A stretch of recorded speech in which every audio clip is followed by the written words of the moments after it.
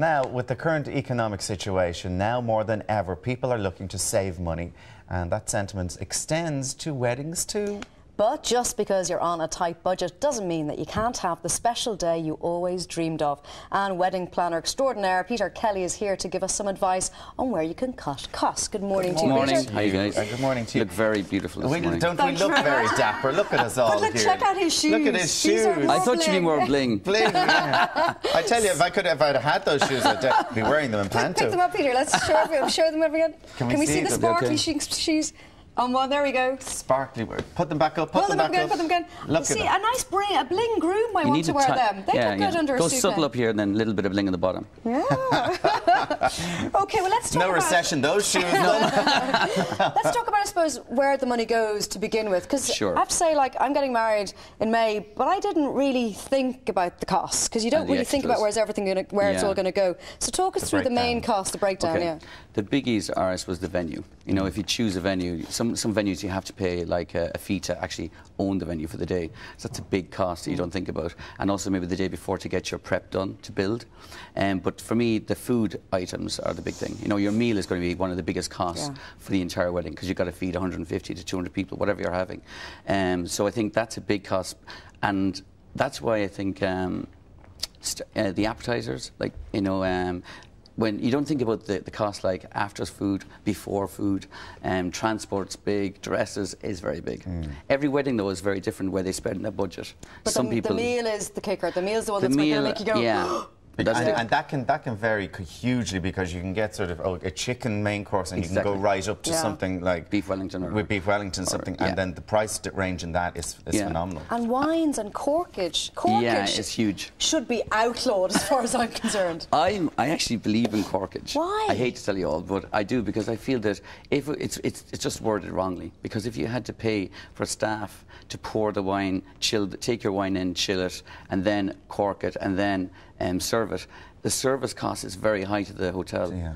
So, you know, it's just like, if they just put it on the service charge, you wouldn't notice it so much. Yeah. But there's a lot of work in actually it's not just opening a cork. Yeah. You have to, you know, chill it, you have to bring it in. But if it's champagne, you have to pay a lot more than if it's... Yeah, it's usually because of the size as well, the quantity. So, like, you know, a lot of people try and get the big bottles. Yeah. And they think they're being very clever. And then it's like, no, actually, there's 4 bottles in that bottle. And it's like, so you get caught all the time. But I do think, you know, the hotels do give a lot of service, and they should get paid for that. Even though I know it's the big pet peeve is corkage. But you are still better off nearly bringing your wine in and paying corkage than buying it direct. Would you advise that? Yeah. From the hotel. I think it depends on the hotel. Check if you've got a hotel that's on the ball, it's cheaper to get it in the hotel if they've got a good wine list. Yeah. But some hotels haven't got a bad wine list. You're better off buying your own wine, because at least you can control your quality. Yeah. Okay. Now, if we're looking at people out watching in this morning, are looking at planning a wedding, and they want to try and do it on a budget, there are certain things that you've said just to do. Keep it simple. Keep it very simple. The first thing is get your venue right, and don't jump on and put deposits everywhere, because the worst thing you do is put on deposits. Once you've got your deposit done, you've no negotiation skills. So I always would say, look at all the options first before you make any decision, and then tell the property or tell the person you're buying your dress that you're also looking at another dress, and then negotiate. So tell the hotel you're looking at a number of different hotels, and that hotel has offered you this. Can you match that, or can you do better to that? It's much better to do that from the start, because once you actually just say, oh, here's my deposit, and I would really prefer to be cheaper, you know, you're finished. But weirdly, the current climate will actually work to your advantage in that, because people want the business. So you're Absolutely. in a stronger bargaining position. You're in a much position. stronger bargaining position now than ever. And also, I suppose, look at the different options. Like, I think sometimes people look at venues which or don't look at the venues they could.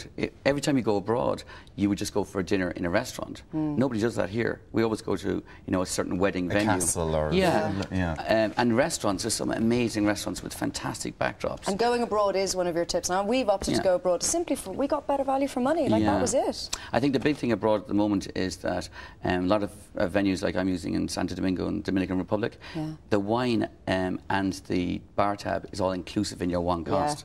So, like, literally they say, okay, it's €60 for your dinner and as much drink as you want till 2 o'clock in the morning for all your guests. So it's a huge... Where is this? That's what we have in France. And they told us that in France, and me and Debbie went, OK, but... do you know it's we're Irish? Yeah, we're Irish. What do you mean when you say, you know, free wine and beer all night? And they were like, well, literally, as much as you can drink. And we were like, no, but seriously, you haven't met our friends. But that's what they mean. It's true, yeah. And so that is a They'll big... be drunk dry by 10 o'clock.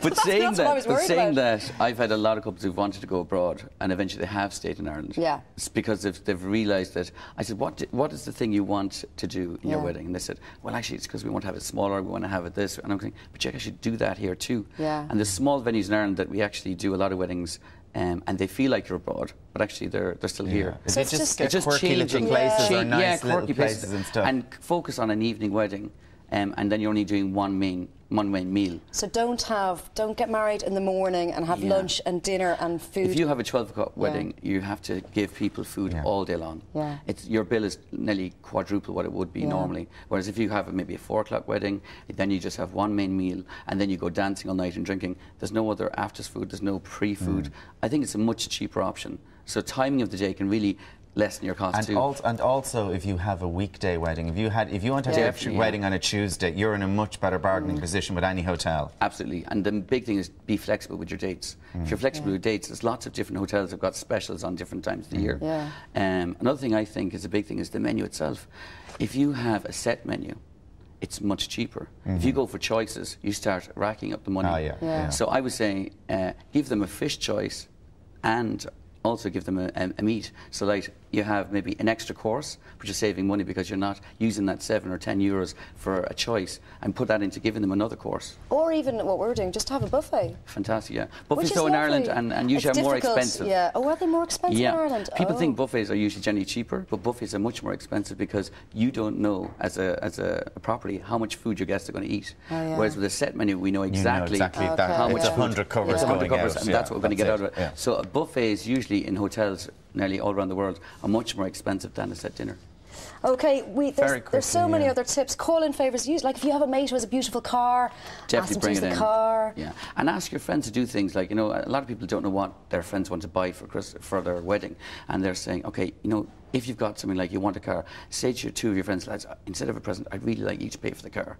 You know, in Ireland, there's a lot of tour operators now will actually honeymoon as a wedding present. Yeah, that seems to be very popular. That's a good idea. Like, especially if you had a group of friends who you know are desperate to trying to find you something, and you say to them, "Look, you know what? We want to go off for a week in Malta or somewhere like that. Buy holiday vouchers. Just buy holiday vouchers. I did that with my own family. Literally, you could add on extra things. So we knew where the honeymoon was going to be for my cousin, and literally we added like a trip on river rafting for an extra 150. You could do another excursion for another day. So their honeymoon was extended hugely because of all the guests' presents. And I thought that was a better idea than getting 15 lamps you don't want. A load of stuff that you don't need, So do your research, do your homework. Yeah, and negotiate. It is possible. Negotiate. Yeah. And weddingsbyfranc.com is your site. .ie. Yeah. How will we get on if we try and negotiate with you, Peter? Or is it a set fee? No, I always negotiate with my for my clients. Negotiate with me is harder because, you know. Yeah, exactly. That's what I meant. Peter, thank you very much. And we're loving the bling. Okay. Loving the bling.